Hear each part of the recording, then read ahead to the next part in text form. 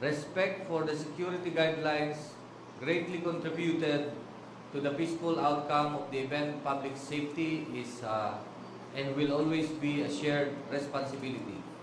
And yesterday was a clear example of what we can accomplish together. Let me now move to our weekly accomplishment. For our campaign against illegal drugs, we conducted 1,024 operations, which resulted in the arrest of 1,057 individuals. And during these operations, we confiscated a total of 10,389 grams of shabu, 103 grams of dried marijuana leaves, 73,870 pieces of marijuana, 1,645 grams of marijuana kush, and 20,086 grams of cocaine. The overall estimated standard drug price, this illegal drug stands over 93 million. For our campaign against wanted persons, we recorded a total of 1,202 arrests for the period. This includes 300 most wanted persons and 902 other wanted individuals. Meanwhile, for our anti-smuggling operations, we carried out 52 operations that led to the arrest of 49 individuals. Among the items seized were smuggled cigarettes valued over 8 million, agricultural products worth over 5 million, and other assorted items amounting to 1.5 million. And in total, these confiscated goods have an estimated value of over 14.6 million. These accomplishments, from securing major public events to carrying out daily law enforcement tasks, reflect the continued dedication of your police force to maintaining peace, order, and public safety across the country. Thank you, and I'm now ready to take your questions. Thank you very much, sir. We shall now proceed to the question and answer. Let's have first Ms. Leia Ilagan from UNTV. Morning, sir. Sir, dahil mapayapa naman yung sa pagkalahatan na dito protesta kahapon, magbababa na po ba ng alerta? Okay.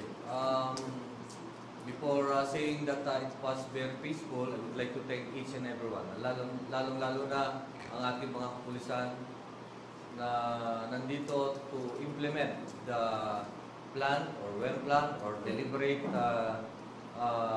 security operations that we have drafted. And these security police operations was of course in coordination with the different law enforcement agencies, our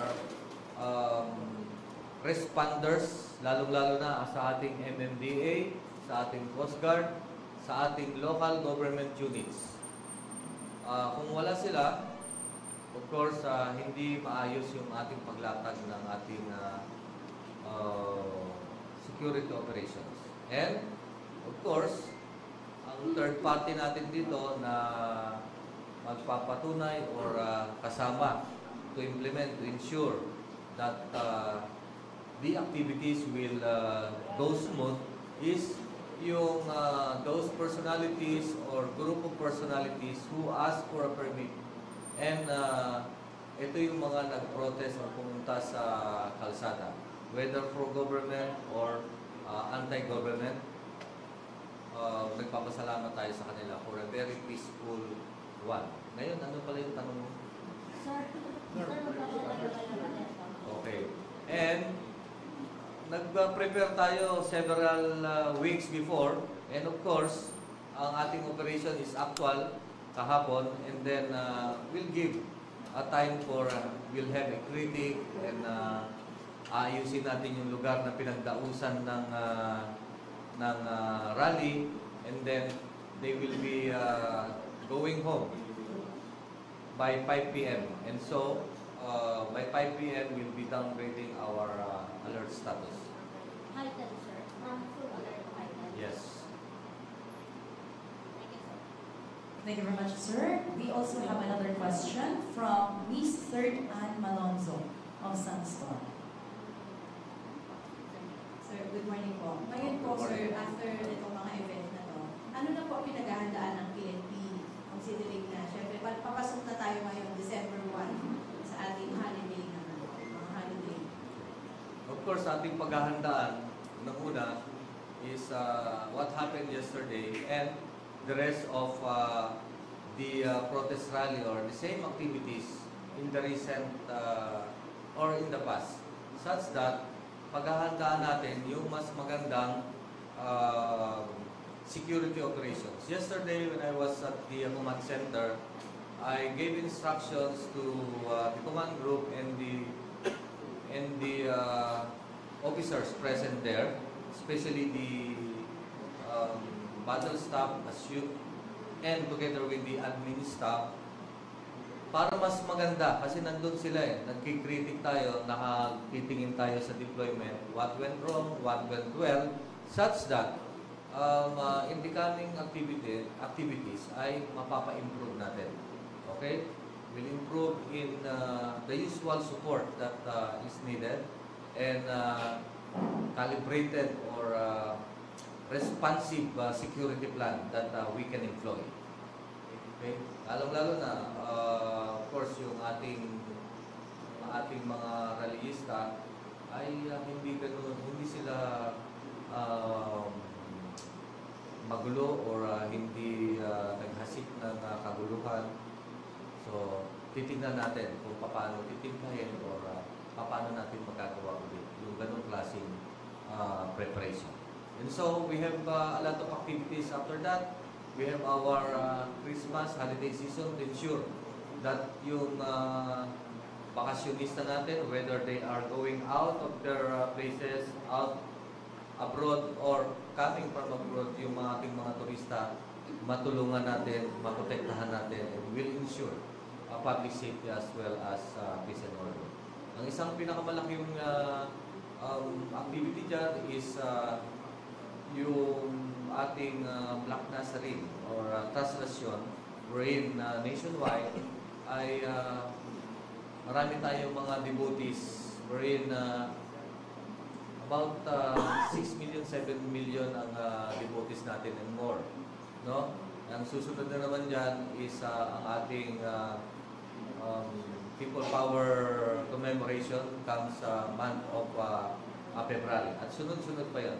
Pero immediate is to ensure our Christmas holiday will be safe for everyone.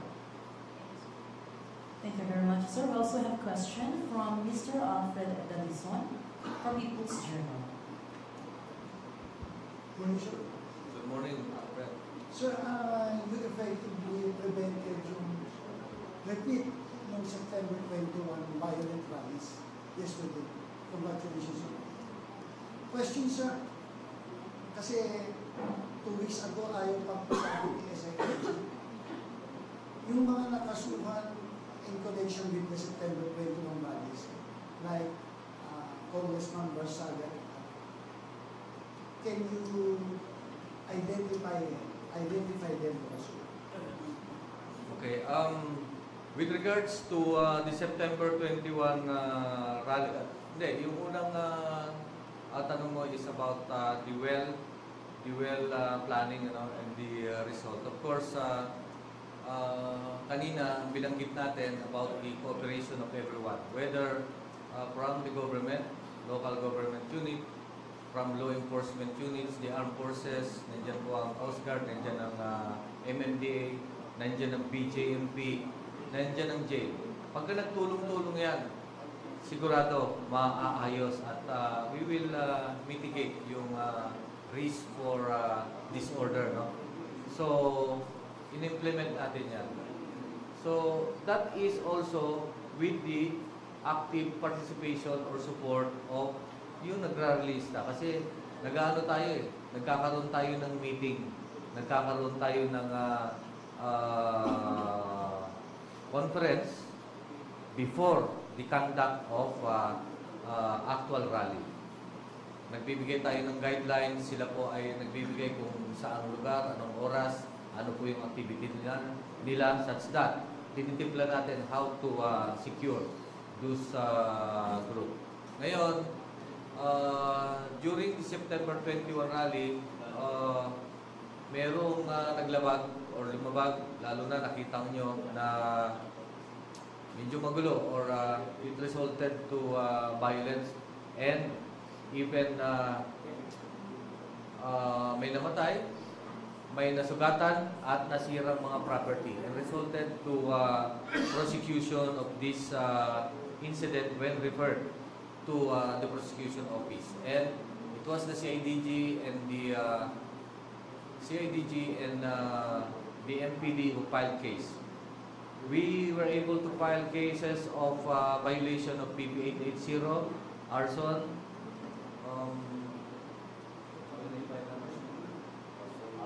physical injuries, etc., and even inciting to sedition. Afterwards, continuing investigation to a group of personalities and persons,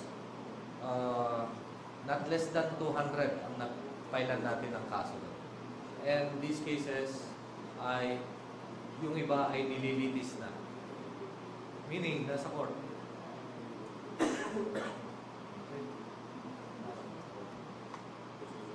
Thank you very much, And sir. the details can be asked later and or answered later by the director savings.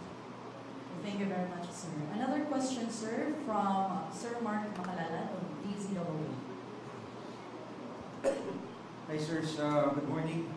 Sir, yung mga organizer ng Freedom Fest March yesterday warned that a third leg of rally is possible just in case wala pang big fish na mahuli din sa flood control. My question is, how prepared is the PNP sakaling magkaroon ng third leg yung rally? And hindi ba tayo nakalaranas ng fatigue when it comes to preparation, etc. etc.? Okay, the Philippine National Police, particularly dito pa lang sa Metro Manila, we are confronted with an average of 3 rallies every day. Iba-iba ito, iba-ibang grupo. Merong anak pawis, may anak bayan, merong manibela, group from transport group from youth. Iba-iba, no? Whether pro-government or anti-government. At we're used to have this kind of rally. And we welcome na magbigay sila ng ganyang saloobin at freedom of express. But may condition ito, no? May condition ito. If the exercise of right infringes the right of others, then this right ends. And so we are prepared and continuously improving our security operations to that. And resources are available such that magamit natin ito, whether big or small, ay ating papantayan or ating tutugunan. Okay? So, the Philippine National Police is always ready. After all, yan po ang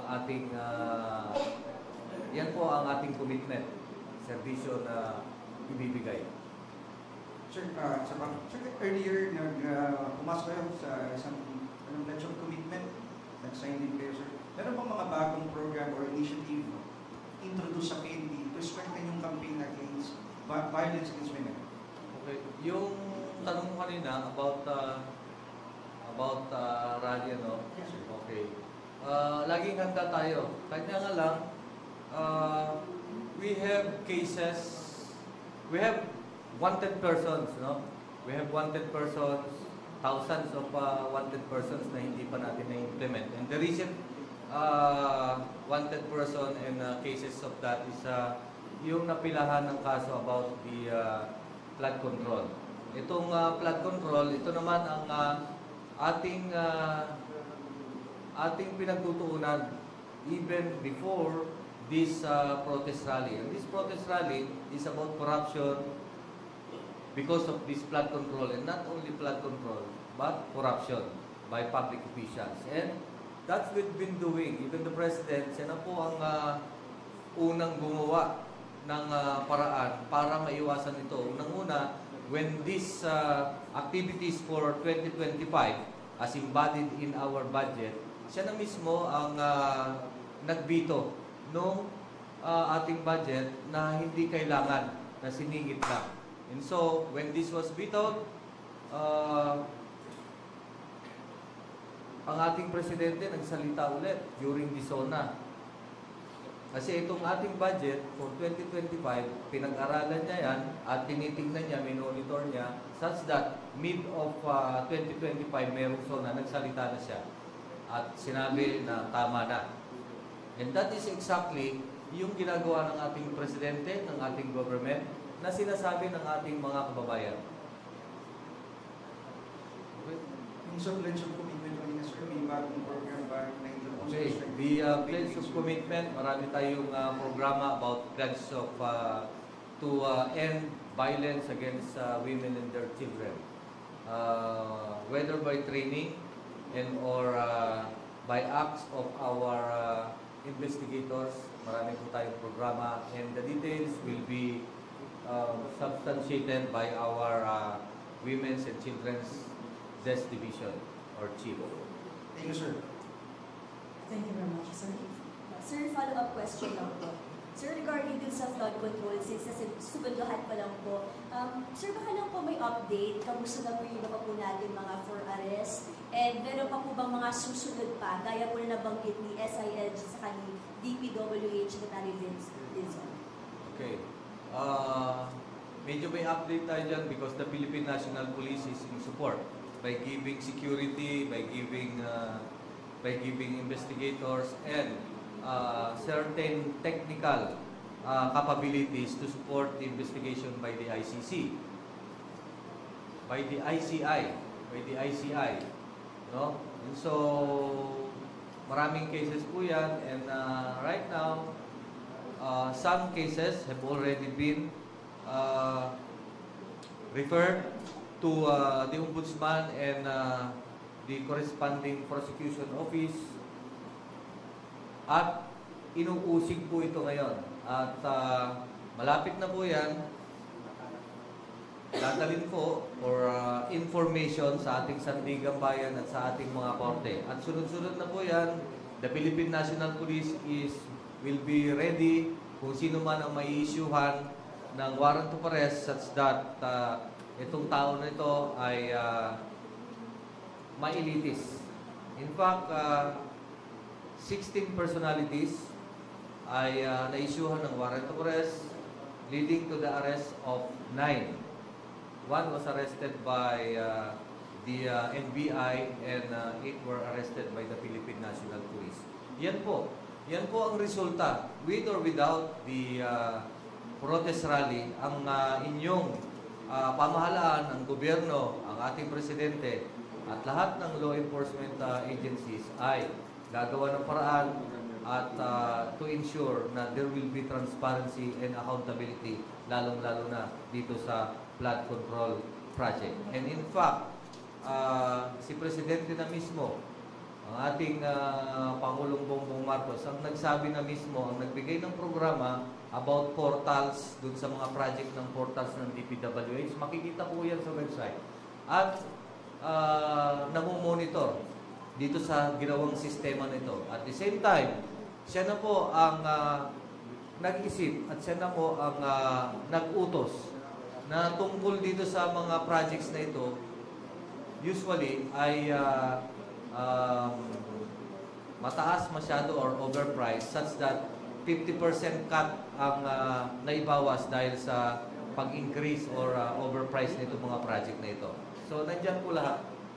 At nananawagan po tayo, lalong-lalo na sa ating mga kababayan, whether pro-government or anti-government, lalong-lalo na yung mga nag-rally kahapon, na kung sana, kung meron silang impormasyon leading to the arrest of the still at large who are wanted or issued warrant of arrest, ay matulungan ng ating mga law enforcers to locate.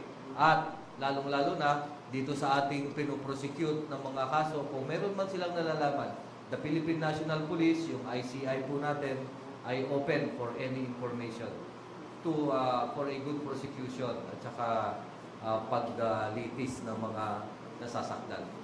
Maraming salamat po, Chief. Thank you very much, sir. One last question, sir, from Jason Sigales of Inquiry. Good morning, sir. Sir, may iba naman po ako ng topic po, no? Last week, may case po ng 14 na pitik ng officials who pitik ng officers who na-relieve over a robbery raid case sa Cavite. The day after that, may nakasuhan po sa some days after that, may 8 naman po sa Navotas with regard po sa alleged torture ng dalawang murder suspect po. Given po yung cases po na yun against police officers, not just in the past few weeks, but in the past few months, meron po ba tayong need baguhin po with regard sa pag-discipline within our ranks? Okay. Yung transformation ng PNP is continuing one. We have a good program for that. We have the internal disciplinary mechanism. Meron po siyang 3 phase. Ito po yung preventive, ito yung punitive, at saka restorative. And it works. No? Sa katunayan, nandito ang ating IG IAS, nandito ang ating DIMDM, nandito po ang ating Deputy Chief PNP for Administration. Bakit ko sila tinuturo?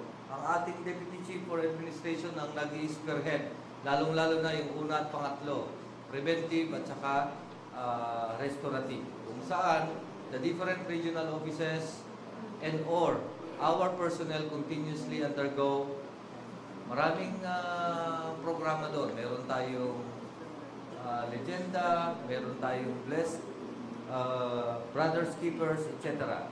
Just to ensure na sila po ay maturuan, huwag gagawa ng kalokohan dito sa atin. At sa restorative naman, paulit-ulit po natin ginagawa yun. And if we're going to say, yung pangalawa natin, yung punitive, about 3,000 plus or kulang-kulang 4,000 plus when I assume as your Chief PNP ay aking niresolve. This is a matter of proper investigation and to ensure that they will be charged when nagkaroon ng shenanigans and or misdemeanor ang isang pulis. Walang takipan at kailangan i-resolve at i-implement ang ating resolution na gagawin. Okay? So, yan po ang ginagawa natin together with our Inspector General. At by record, hindi tataas ng 5% or 2 to 5% ang gumagawa niyan out of the strength of 230,000. So, kumpitin mo na lang yon. So, what's the 5%?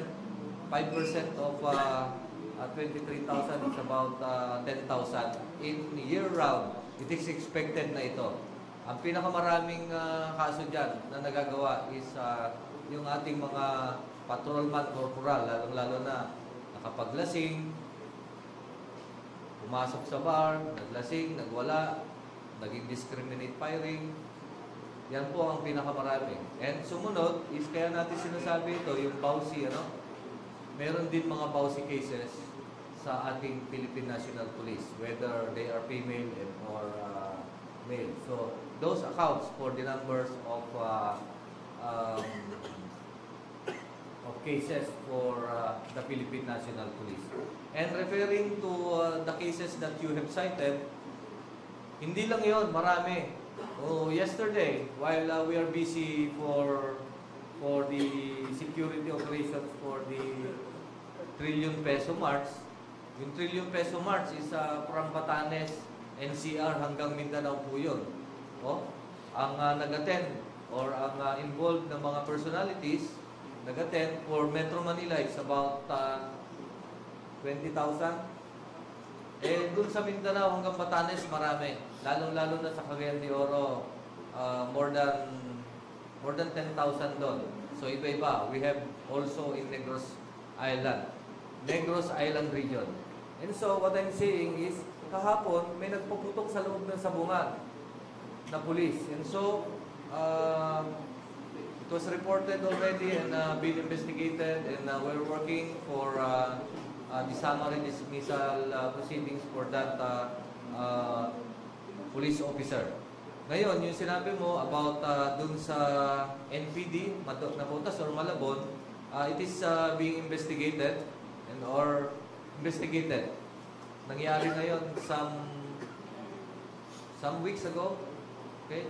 And actually, dun sa Region 4A, particularly Bacoor,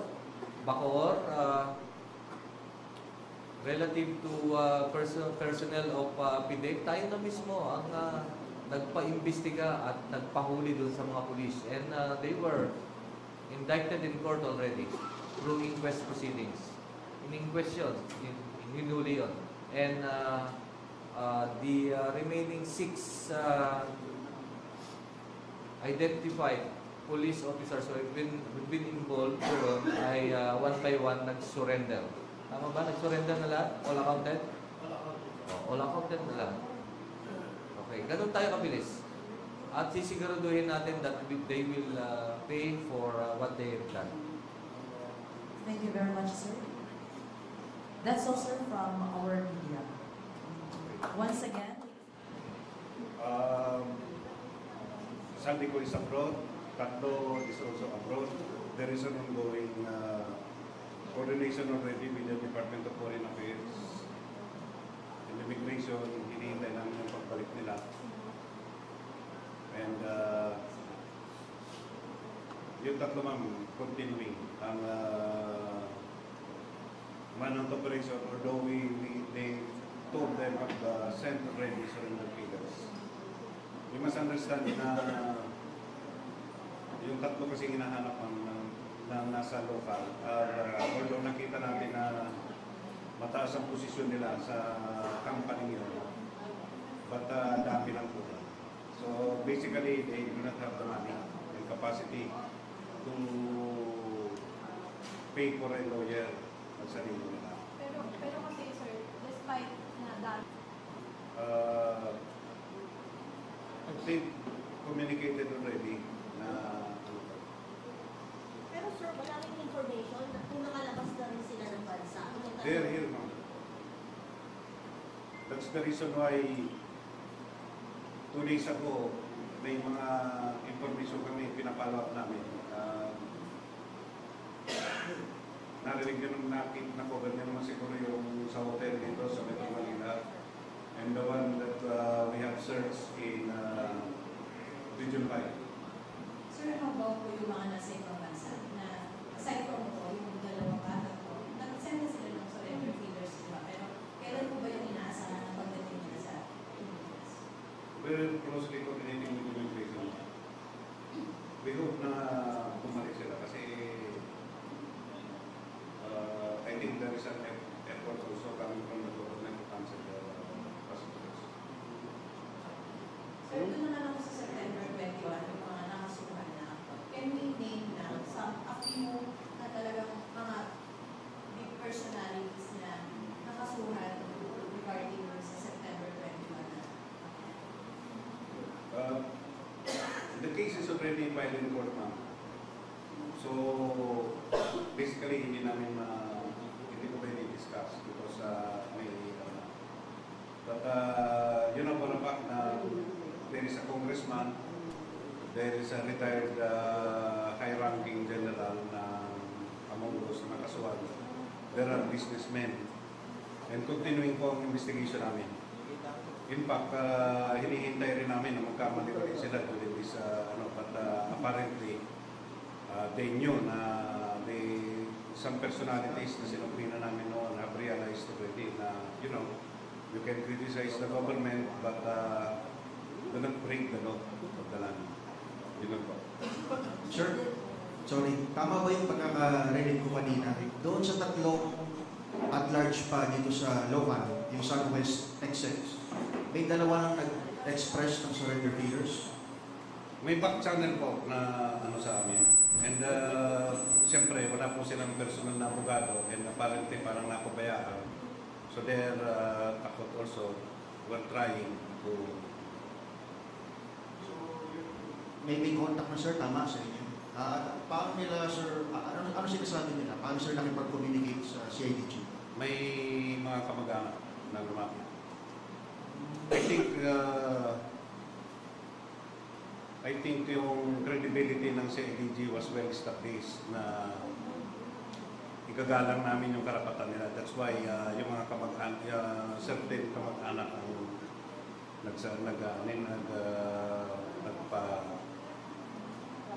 Yeah, nagpadala ng ano to, na that they're willing, that in time. But you know, there is a warrant of arrest, hindi po kami makakapaghintay niya. Kung maunahan namin silang mahuli, that's fine. So if they're listening right now, total na gano'n naman po kayo, we assure them na yung karapatang pantao po nila ay igagalang ng CIDG. Sino yung dalawa, sir? I cannot name the name. Ongoing po ang police operation. Ang effort po ay hindi matitigil. Sir, to clarify po, yung tatlo pong Sunwest officials na dito sa Pilipinas, yung 4 po na nasa abroad, including si Zaldico, may isa pa pang DPWH official po nakasama po doon, tama po? Yes, ma'am. Hindi pa rin po ba siya nagparamdam po? Kasi lahat ng mga kasamahan niya po sa DPWH, nag-surrender at na-aresto na. Wala pa. But we have an effort, ma'am, kasi may mga police attache na po kami doon. The Chief PNP has already directed our police attache to... There is an effort already. So, sir, ibig sabihin yung isang natitirang DPWH official ay nasa bawal. Yes. Ano kung nasama? So,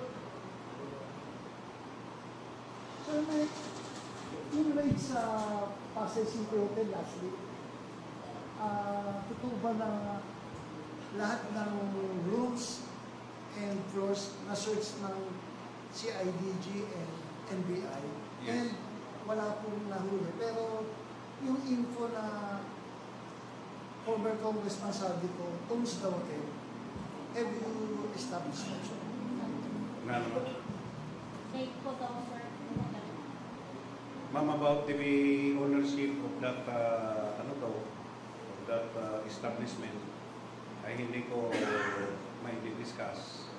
But when if there is an information na doon po, whatever the establishment, CIDG and NBI will pursue. Thank you. Thank you, sir. One last question from Jay Fire. Yes, sir. So ito pong isang DPWH official na abroad, ano pong information sa last known location? Is in Israel, yeah, yan ang last na information namin.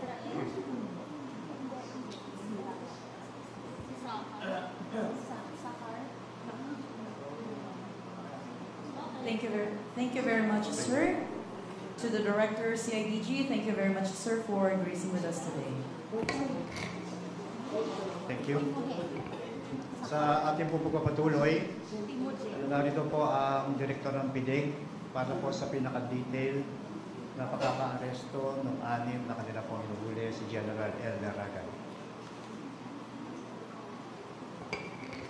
Gentlemen, ladies, muli po for the 3rd straight week. Good morning po. It's a pleasure to see you again. Happy Monday to all and blessed weekend in advance sa lahat po. I'm ready to take your questions po. Sir, details nung sumuko, sir. Sumuko po ba or details po nung sinasabing nag-surrender na sir yung 6 na hinahanap. Okay po, Madam. It was November 27. That was last Thursday. I purposely went to Police Regional Office 4A. Around 6:25 a.m., kausap ko na yung tropa. I had my talk with the men, and as I've said during our first press con, meron tayong surrender feeders. Now, I know fully well na may mga classmates sila ron, may mga colleagues. So I sent out a loud and clear message that they should not prolong their agony at surrender na sila. So, right after spending at least 2.5 hours dun sa office ng SOU 4A, after installing the new commander, I proceeded to report to my classmate, kay General Lucas, and we also had discussions. At around 1:30 p.m. of said date, isa-isa na pong nag-surrender yung mga 6 na at large. And by 5:40 p.m. of the same day, kompleto na po sila. They were all delivered at my office sa PIDEG headquarters together with their family members and assisted by their legal counsel. So basically, accountant na po lahat nung at large. Na-file na po sila ng case, sir? Opo, actually, sabay po silang napailan doon sa unang 8 na nahuli. And as a matter of protocol and directive, officially, na-relieve na po sila sa PNP DIG. Kung susundin po natin yung guidelines ng restrictive custody, they have to be relieved, reassigned to the headquarters support service, and eventually, nakadetain po sila sa detention facility ng HSS sa ngayon. So, wala na po sa PDEG yung cargo ng pagbabantay sa kanila. Na-turn over na po sila properly sa HSS. Sir, pakiulit po yung case na final at napalitan na po ba yung PDEG personnel doon sa Calabarzon? Yung cases po na pinayin ng Pro 4A, of course, yung rape case, yung robbery and ban, then all others that follow, incidental na lang yun. Hindi po natin alam kung may civil liability pa na kaakibat yung criminal case. And of course, they're also facing yung administrative case which has already been taken cognizance of by our NAPOLCOM. Originally, during the first press con, sabi ko po, DIDM ang mag-handle, but now, NAPOLCOM na po ang nakatutok. And, ano pa ba? Yun nga po, nakafile na yung case, antayin na lang po natin yung magiging takbo ng kaso. But basically, all of them have been already accounted, andito na po sila, and cases have already been filed. May mga personnel doon, may mga bago na, napalitan na rin. Kung napalitan po, ang pinag-uusapan, ang napalitan po is yung commander. But all others na andon at wala namang kinalaman sa nangyaring ito, stay put. My next move is saan na ko kukuha to outsource other personnel para ma-fill in yung vacuum. You know, ang current strength ng PDEG right now is around 1,180. Our authorized strength is 2,800. So, ang batting average ng aming fill-up is 40%. So, kaya po I had a request routed to our DPRM na i-advertise sa other regional offices if there are interested personnel kasi napakalaki po ng vacuum na dapat naming ma-fill up sa PDEG. Any other questions, Sir Ma? Sir, good morning. Sir, medyo unusual lang kasi yung kaso rape and robbery. And usually, mga PDEG personnel related sa drugs ang kinakasamputan. Sa huling talk to men po, sir, anong naging advice po sa mga persons, mga tao? Actually, I just re-echoed yung unang-unang billing ko sa kanila during my very first day in office. Of course, without saying na patuloy din yung reminder ni Chief PNP about zero tolerance tungkol sa pang-aabuso, ang pinaalala ko sa kanila is napakahirap ang trabaho natin sa PDEG. We are prone to cases, we are prone to lawsuits, so we should know our job. We should know our job, do our job, and do our job well. Of course, dinagdag ko rin sa kanila na baka naman nakakalimot tayo sa ating strengthening of moral fiber. Baka wala ng swim activities. So, pagbabalik loob din at pagngingilay-ngilay ang isa sa mga biniling ko sa kanila aside from doing their work at a professional level. Sir, yung team leader na si Lieutenant Maristela, may mga previous cases pa siya na same with this? Yun po ang pinagtataka ko kasi ang una kong pinagawa is pinabiay ko siya. Wala po siyang previous cases. Nor were there any derogatory record. So, tingnan na lang po natin kung anong magiging takbo ng kaso, kung bakit nangyari yun nangyari. Sir, nakausap mo ba siya personally? Personally, no. Ang kinausap ko po yung mga tao. And of course, the outgoing commander, si Colonel Malana. But as far as kay LT, maybe one of these days, papasya lang po siya. Salamat po.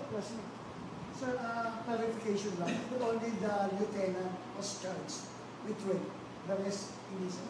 It would appear po sa pagpila ng kaso ng Pro 4A. Thank you, sir. Opo. Thank you very much to the Acting Director, PIDEC.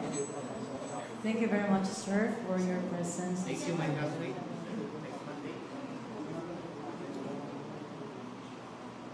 Sabi ko po walang iwanan dahil classmate ko yung dalawa. Kaugnay naman po na maparating na holiday season sa ating pong preparation sapagkat mapapansin po natin mga nakaraang araw, lumalabas po yung mga issue tungkol sa mga na-aksidente kaugnay ng mga paputok. Dalawa po itong aspeto. Isa po yung partner ng firearms explosive para po sa physical na pag-inspeksyon. Pero lately po, lumalabas yung mga online selling ng mga firecrackers. Kaugnay po nito, sa online selling ng mga firecrackers, narito po ang ating Direktora ACG para sa inyo po mga katanungan po meron po kayo. Maraming salamat. Happy to see you everyone. Good morning. Yes, sir. Sir, good morning. Meron daw kayong recently na na-arresto na nagbebenta ng firecrackers online. Pwede sir makwento nyo paano yung nangyaring aresto and if ano sila niya? Well, since I assume last November 15 as the acting chief of the Anti-Cybercrime Group, first of all, one of my directives is to focus on this online selling of prohibited firecrackers and pyrotechnics.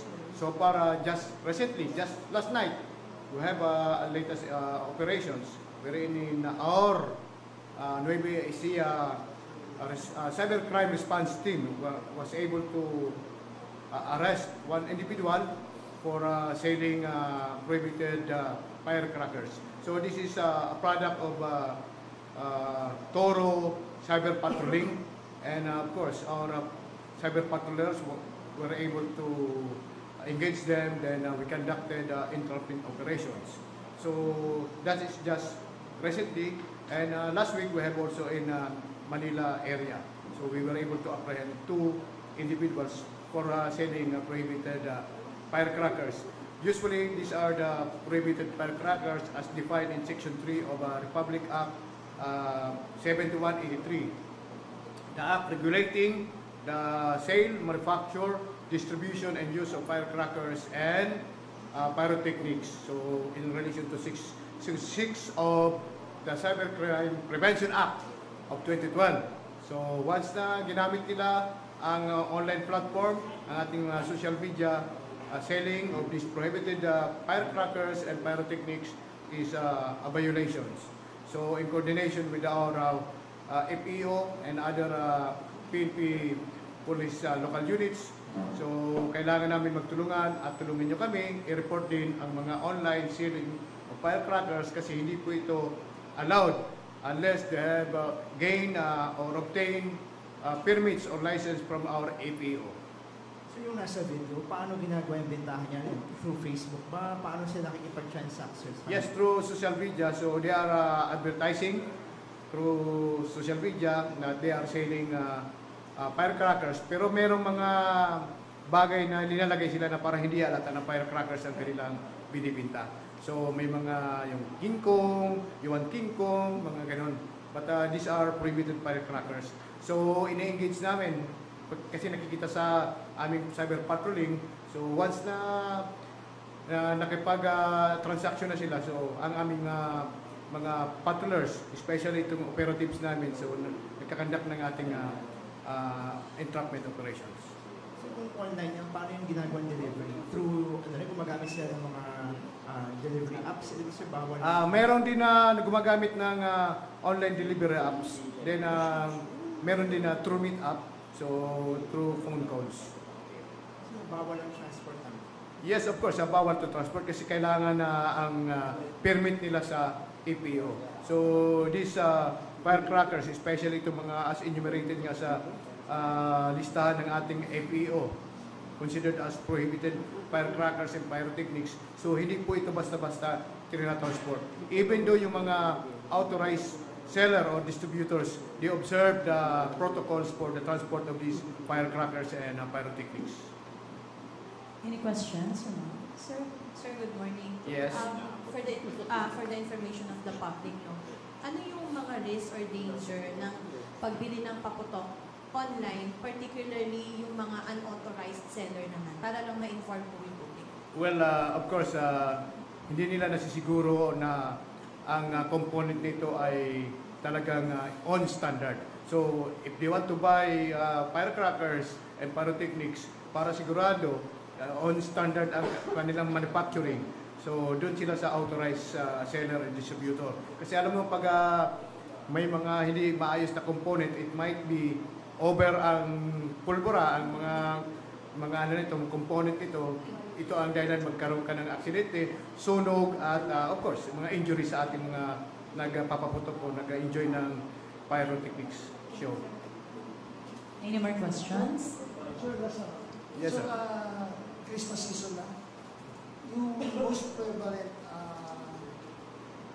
online crimes na nangyayari na na-observe nyo lately? Well, as of now, pag December, ma-observe natin online selling scam. So, yun po ang madalas, but we warn the public that bago nila ito ipatulad, they should be always ready to examine or review ng mga transaction nila. So, validate kung ito ay mga legal at kung kayo na duda, huwag na silang magtuloy ng transaction. Sir, pakabo lang. In relation naman dun sa nangyaring mga rally, may mga na-monitor po ba ang ACG na mga potential instigator na mga nagpo-post ng panawagan against mga resign na panawagan? May po bang mga na-monitor na gano'n ng ACG? Well, we have cyber patrol monitoring on that. So we all reported social media announcement nila ay being also reported to our appropriate unit in the PNP. Ang sabi po ni SIRG, yung mga sasagawa ng mga panawagan na ay may tuturing na seditious, ito po may kasama sa mga i-recommenda ng ACG na mga kailan na kaso? Well, in charge po sa mga cases of that rally ay ang ating CIDG. So we provide technical support to our CIDG units. Thank you, sir. Thank you very much to the Acting Director, ACG. Thank you. Police Brigadier General Asuenda, sir, thank you very much for joining us today. Thank you. Bilang Pangulo po, update doon sa 8 na Botas Cup na kung saan matatandaan po natin nung ating nakaraan na press briefing. Sila ay kinasuhan noong November 21 ng kasong grave misconduct, serious irregularities in the performance of duty, oppression, conduct and becoming of a police officer. Bilang update, noong November 27, nagkandak po ng interview ang ating pong Internal Affairs Service sapagkat noon lamang nila natanggap yung subpoena kaugnay ng reklamo. At yung November 28, ang napulkom naman po ay nagkandak na po ng separate o parallel investigation kaugnay ng nasabing insidente. At bilang update po, sa 8, nadagdagan po sila ng isa, naging 9 na po sila. Ito po yung kanilang Chief Investigation Officer. Nadagdag po sa body siyam. Sila po ngayon ay mga relief at nasa district Pihaw po ng Northern Police District.